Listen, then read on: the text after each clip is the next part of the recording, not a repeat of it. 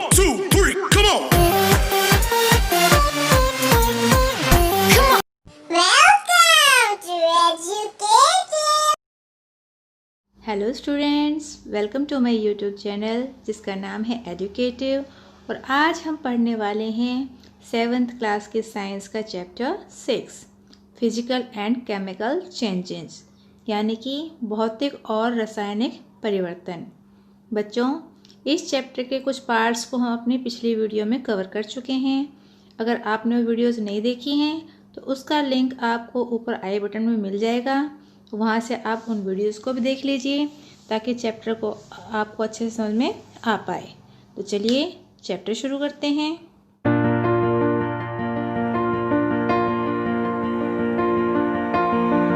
बच्चों, पिछली वीडियो में हमने पढ़ा था कि एक केमिकल चेंज क्या होता है। ए change in which one or more new substance are formed is called a chemical change. तो एक ऐसा परिवर्तन जिसमें एक या एक से ज़्यादा नए पदार्थ बनते हैं वह रासायनिक परिवर्तन या केमिकल चेंज कहलाता है। ए chemical change is called a chemical reaction, और एक केमिकल चेंज को हम केमिकल रिएक्शन भी कहते हैं।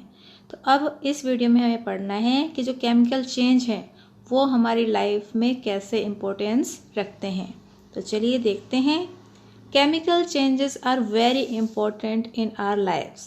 तो जो केमिकल चेंजेस हैं, रासायनिक परिवर्तन हैं, वो हमारी ज़िंदगी में बहुत ही महत्वपूर्ण है। All new substances are formed as a result of chemical changes. तो जितने भी नए पदार्थ बनते हैं वो सभी केमिकल चेंजेस के कारण ही बनते हैं। For example, digestion of food in our body, जैसे कि जो हमारे जो खाने का जो भोजन का जो डाइजेशन होता है वो भी किसके कारण होता है, केमिकल चेंजेस के परिणाम स्वरूप ही होता है। राइपनिंग ऑफ फ्रूट्स, यानी कि फलों का पकना। फर्मेंटेशन ऑफ ग्रेप्स, ग्रेप्स के फर्मेंटेशन आदि।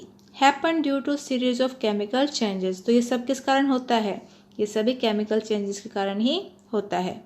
A medicine is the end product of A change of chemical reaction. और जो मेडिसिन होती हैं, दवाइयाँ होती हैं, वो भी एक केमिकल चेंजेस की एक चेन होती है, श्रृंखला होती है, उसी का ये एंड प्रोडक्ट होती हैं। Useful new materials such as plastic and detergent are produced by chemical reaction. और जो हम अलग अलग प्रकार के मटेरियल वस्तुएं जो यूज़ करते हैं, जैसे कि प्लास्टिक हुआ, डिटर्जेंट है, ये सब भी केमिकल रिएक्शन के परिणाम स्वरूप ही प्रोड्यूस होते हैं। Indeed every new material is discovered by studying chemical changes. और जो जितने भी नए नए पदार्थों की खोज हुई हैं वो भी केमिकल चेंजेस या रासायनिक परिवर्तनों की स्टडी के कारण ही हो पाई है। We have seen that one or more new substances are produced in a chemical change. तो हमने देखा कि एक या एक से ज़्यादा नए पदार्थ केमिकल चेंज में बनते हैं।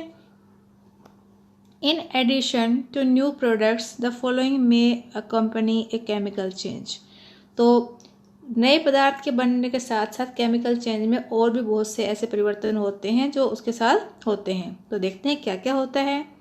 Heat, light और any other radiation may be given off or absorbed. तो जब कोई केमिकल चेंज होता है उस टाइम हो सकता है हीट प्रोड्यूस हो, लाइट प्रोड्यूस हो, और या फिर और किसी तरह की रेडिएशन भी प्रोड्यूस हो सकती है या एब्जॉर्ब भी हो सकती है।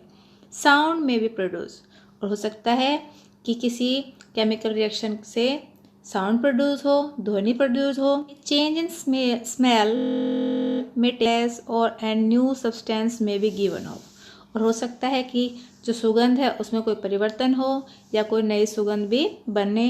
अ कलर चेंज में टेक प्लेस, और किसी चीज़ के कलर में परिवर्तन हो सकता है। ए गैस में भी फॉर्म्ड, और कोई नई गैस भी प्रोड्यूस हो सकती है, किसी गैस का उत्पादन भी हो सकता है। Let us look at some example. You saw the burning of magnesium ribbon is a chemical change. तो आपने देखा कि जो मैग्नीशियम रिबन की जो बर्निंग थी, उसका जलना था, वो क्या था, एक केमिकल चेंज था, रासायनिक परिवर्तन था। बर्निंग ऑफ कोल, वुड और leaves is also a chemical change. तो इसी तरह से जब कोयला जलता है, पत्तियां जलती हैं, तो उनका जलना भी क्या होता है, केमिकल चेंज ही होता है। In fact burning of any substance is a chemical change. यहाँ तक कि जो भी कोई पदार्थ जलता है वो सभी किसके कारण होता है, केमिकल चेंज के कारण ही होता है। Burning is always accompanied by production of heat. तो इस तरह से जब केमिकल चेंज होता है तो उसमें से heat produce. Explosion of A firework is a chemical change. और जो आपने पटाखे जलाए हुए देखे होंगे, जलाते भी होंगे, तो वो भी एक प्रकार का केमिकल चेंज ही होता है। You know that such an explosion produce heat, light, sound and unpleasant gas that pollute the atmosphere. और आप ये भी जानते हैं कि जो इस तरह के एक्सप्लोजन होते हैं उससे हीट प्रोड्यूस होती है, लाइट प्रोड्यूस होती है, साउंड प्रोड्यूस होता है और कुछ हमें अच्छी ना लगने वाली गैसेस भी प्रोड्यूस होती हैं जो कि हमारे एटमॉस्फेयर को प्रदूषित करती हैं। That is why you are advise not to play with fireworks. और इसीलिए आपको ये सलाह दी जाती है कि पटाखे नहीं जलाने चाहिए। When food gets spoiled, it produces a foul smell। और जब खराब हो जाता है हमारा भोजन तो उससे भी एक बहुत ही गंदी तरह की स्मेल आने लगती है। Shall we call this change is a chemical change? तो क्या इस चेंज को भी हम केमिकल चेंज कह सकते हैं, रासायनिक परिवर्तन कह सकते हैं? You must have noticed that a slice of an apple acquires a brown color if it is not consumed immediately। तो आपने ज़रूर नोटिस किया होगा जब हम किसी एप्पल को कट कर देते हैं तो उसके ऊपर एक ब्राउन कलर की लेयर आ जाती है, कलर आ जाता है अगर हम उसको फटाफट से खा ना लें तो। If you have not seen this change in color, cut a fresh slice of apple and keep it away from sometime। और अगर आपने नहीं देखा तो आप ऐसा अभी करके देख भी सकते हैं। आप एक एप्पल को लीजिए, उसको कट कीजिए और कुछ टाइम के लिए छोड़ दीजिए तो आपको उसके ऊपर एक ब्राउन कलर की सी लेयर दिखाई देगी। Repeat the same activity with A slice of potato और ब्रिंजल। और इसी एक्टिविटी को आप आलू और बैंगन के साथ भी रिपीट कर सकते हैं। अगर आप इन दोनों को भी कुछ टाइम के लिए कट करके छोड़ेंगे तो उसके ऊपर भी आपको ब्राउन कलर की लेयर दिखाई देगी। The change of colour in these cases is due to the formation of new substance. तो ये जो चेंज हुआ है कलर में, ये किस कारण हुआ है? क्योंकि एक नया पदार्थ यहाँ पर बना है। Are not these changes chemical reaction? तो क्या ये केमिकल रिएक्शन नहीं है? In chapter 5 you neutralise an acid with a base. और जब हमने चैप्टर 5 पढ़ा था तो हमने क्या किया था, एक एसिड और बेस को मिला के उसको न्यूट्रलाइज किया था, उदासीन किया था। Is neutralisation a chemical change? तो क्या ये जो न्यूट्रलाइजेशन था ये भी केमिकल चेंज था? अब नेक्स्ट टॉपिक है हमारा रस्टिंग ऑफ आयरन, यानी कि लोहे में जंग लगना। Let us get back in rusting. तो जो हमने रस्टिंग के बारे में पढ़ा भी था, रस्टिंग यानी कि जंग लगने की प्रक्रिया। This is one change that effect iron articles and slowly destroy them. तो जो ये चेंज होता है ये लोहे से बनी हुई वस्तुओं को धीरे धीरे खराब कर देता है। Since iron is use in making bridge, ships, car, trucks, bodies and many other articles, the monetary loss due to rusting is huge। तो क्योंकि जो लोहा है वो बहुत सारी चीज़ों को बनाने में यूज़ होता है, जैसे कि ब्रिज है, पुल, शिप्स, कार, ट्रक, इन सब चीज़ों को बनाने में आयरन यूज होता है। और इन सब की जो मात्रा है हमारी जो कंट्री है उसमें बहुत ज़्यादा है। तो इसके कारण जो रस्टिंग है, जंग लगने की प्रक्रिया है, उसमें होने वाला लॉस बहुत ही ज़्यादा है, क्योंकि जो भी लोहे की चीज़ होती हैं उसमें जंग लग जाता है और उससे वो ख़राब हो जाती हैं।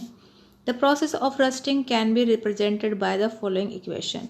और जो जंग लगने की प्रक्रिया है उसको हम इस इक्वेशन की सहायता से यहाँ पे दिखा सकते हैं। Iron plus oxygen plus water gives rust. यानी कि जब आयरन ऑक्सीजन और वाटर के साथ क्रिया करता है तो रस्ट की फॉर्मेशन होती है, यानी कि जंग बनता है।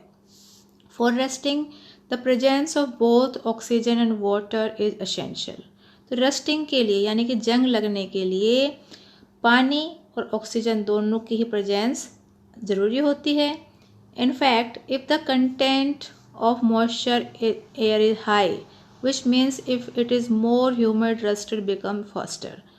और अगर जो एटमॉस्फेयर है उसमें मॉइस्चर ज़्यादा होगा तो जो रस्टिंग है वो भी ज़्यादा तेज़ी से होगी। So how do we prevent rusting? तो हम ये जंग लगने को किस तरह से रोक सकते हैं? क्या कोई ऐसा तरीका है जिससे हम अपनी चीज़ों को जंग से बचा सकते हैं? Prevent iron article from coming in contact with oxygen और वाटर और बोथ। तो सबसे पहले तो ये कर सकते हैं कि जो आयरन के आर्टिकल है, लोहे की जो वस्तुएं हैं, उनको ऑक्सीजन और वाटर के कॉन्टेक्ट में आने से रोकें। One simple way is to apply a coat of paint or Greece.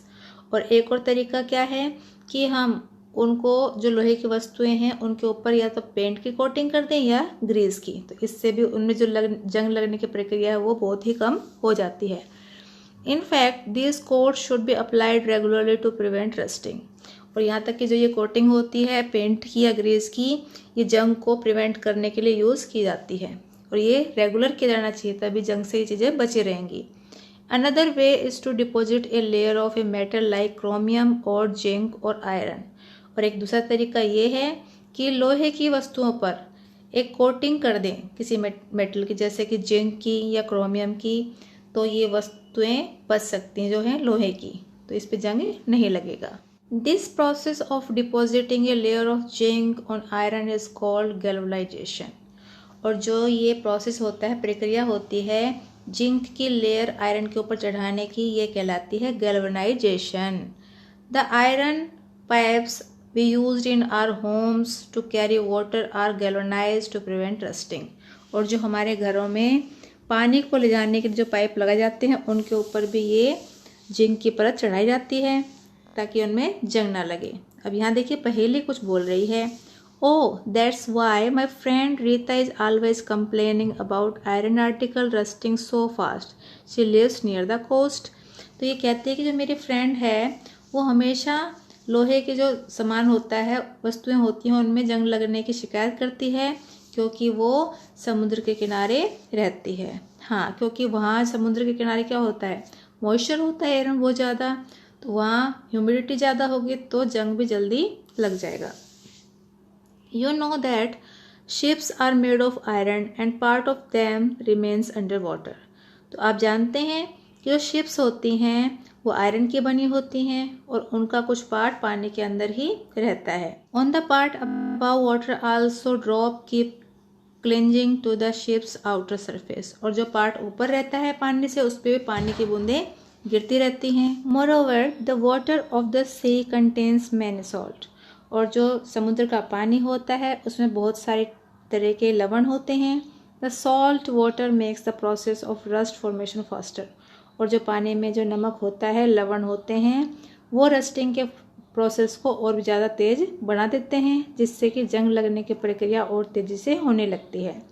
Therefore ships suffer a lot of damage from rusting in spite of being painted. और इसीलिए जो उनकी सरफेस होती है शिप्स की, उसमें बहुत ज़्यादा मात्रा में डैमेज होता है। So much so that a fraction of ship's iron has to be replaced every year. और इसी कारण से बहुत बड़ी मात्रा में शिप्स के जो पार्ट हैं वो हर साल रिप्लेस किए जाते हैं, बदले जाते हैं। Can you imagine the monetary loss to the world. तो क्या आप अनुमान लगा सकते हैं कि जो ये लॉस है जंग के कारण वो पूरे विश्व में कितना होता होगा। इसी से आप अनुमान लगा सकते हैं कि हर साल जो शिप्स के पार्ट हैं वो बदलने पड़ते हैं और लोहे की बहुत सारी चीज़ें जो है बनी होती हैं, तो इस कारण से हमें बहुत सारा नुकसान भुगतना पड़ता है। अब नेक्स्ट टॉपिक हमारा है क्रिस्टलाइजेशन। क्या है crystallisation? In class 6 you have learn that salt can be obtained by the evaporation of sea water.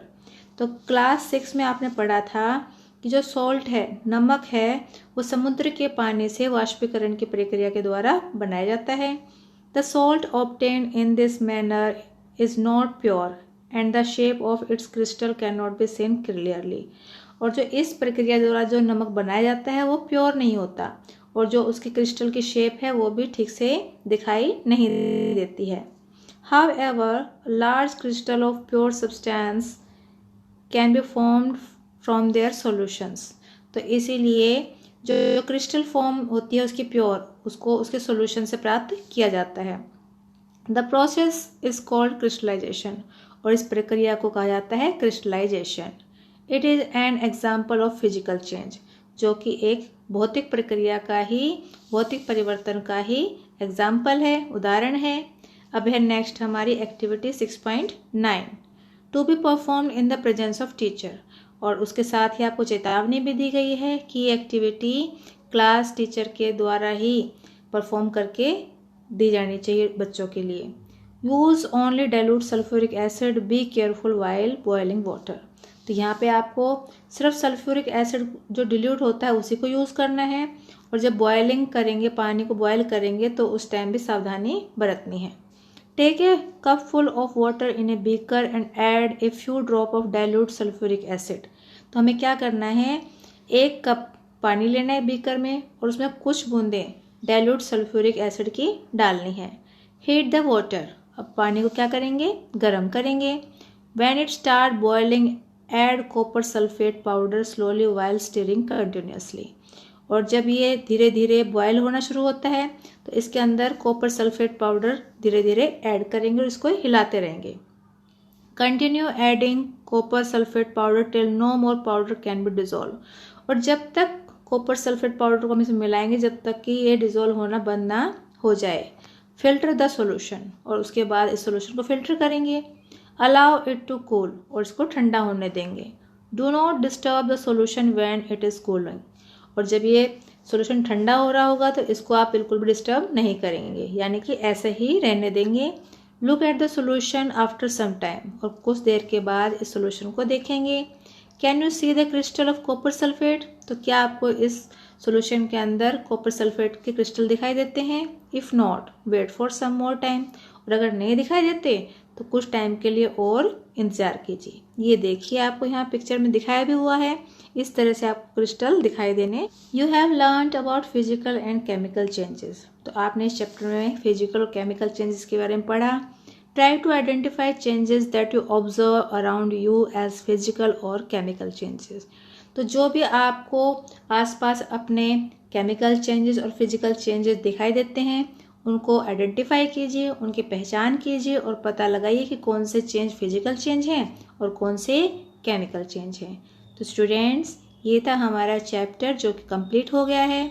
I hope आपको चैप्टर समझ में आया होगा और वीडियो अच्छी लगी होगी। और आपको चैप्टर समझ में आया है तो वीडियो को लाइक कर दीजिए और कमेंट बॉक्स में कमेंट करके ज़रूर बताइए कि आपको चैप्टर समझ में आया है या नहीं। वीडियो को लाइक करने के बाद इस वीडियो को अपने सभी फ्रेंड के साथ शेयर ज़रूर कीजिए ताकि वो इस चैप्टर को समझ सकें और अपने सिलेबस को कंप्लीट कर सकें। और अगर आप चैनल पे नए हैं तो चैनल को सब्सक्राइब कर लीजिए और बेल आइकन को प्रेस करना बिल्कुल मत भूलिए, क्योंकि अगर आप सब्सक्राइब करेंगे चैनल को और बेल आइकन को प्रेस करेंगे तभी आपको हमारी नई नई सभी वीडियोस टाइम पे मिल पाएंगी और आपका कोई भी टॉपिक मिस नहीं होगा। तो अभी के लिए घर पे रहिए मगर पढ़ते ज़रूर रहिए। Thank you for watching my video. 1 2 3